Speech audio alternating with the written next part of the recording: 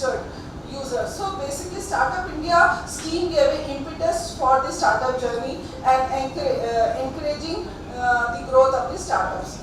Now Department of Science and Technology now presently has a scheme called NIDHI, that is National Initiative for Developing and Harnessing Innovation.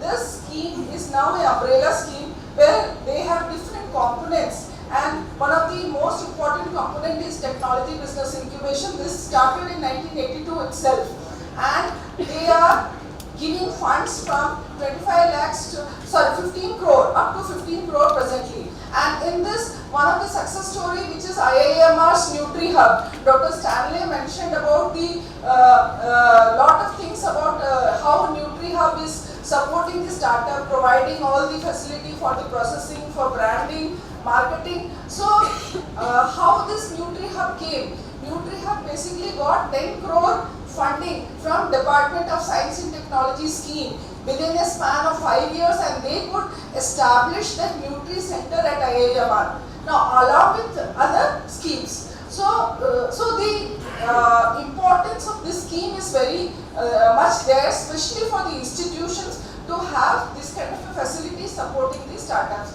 Similarly, these are the other the beneficiaries of this scheme, like AIDEA is there at NAM, Hyderabad. Again, they are supporting the agri startups. More than 300 to 400 startups have been supported, including the startups having the millets. And then Pusa Krishi is there at IARI. Then Scinet TBI is at NDRI. Then AgHub at PJTSU.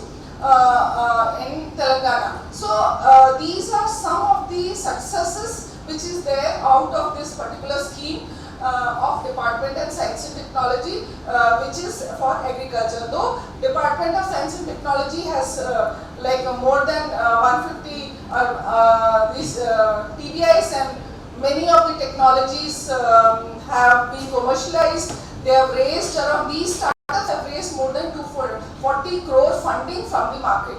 So that is kind of a ripple effect it has when these institutions come forward and provide the support to the startups. So then another scheme by Department of Biotechnology, which is BIRAC. Now BIRAC is basically for Biotech Industry Research Assistance Council. So they also have the different scheme for incubation. So that means incubation of the startups, which is known as BioNest. Now, under this scheme also, many agriculture-based organizations have their incubators. For example, NAM, AIDEA, then Pusa Krishi, they have got the funding from BIRAC, and they have this BioNest within their premises, and they are supporting the startups.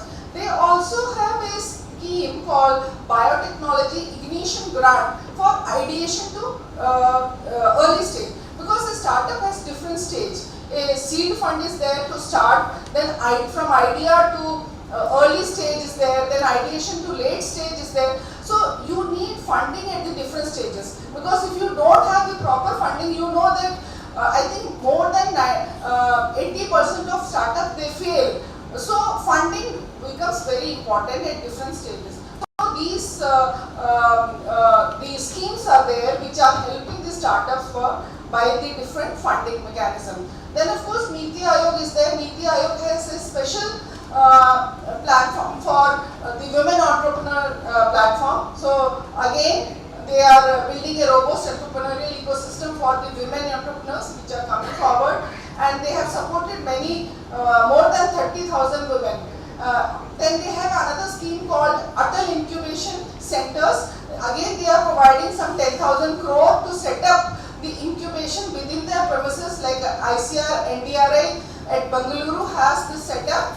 And so again, these are competitive ones. You have to compete in the scheme. So maybe like here the university can also apply and compete for these kind of schemes and get the funding and set up the incubation center. And through these incubation centers, you can support the startups based on millets or maybe other startups also. So the schemes particularly which are there in the agriculture sector is by Department of Agriculture, RKVY Raftar, which is they provide the funds for agri-business incubator. Some 25 lakhs of funds are given the entrepreneurs. They have two different stage funding. Ankuran is for early stage and Prasputan is for expansion stage support.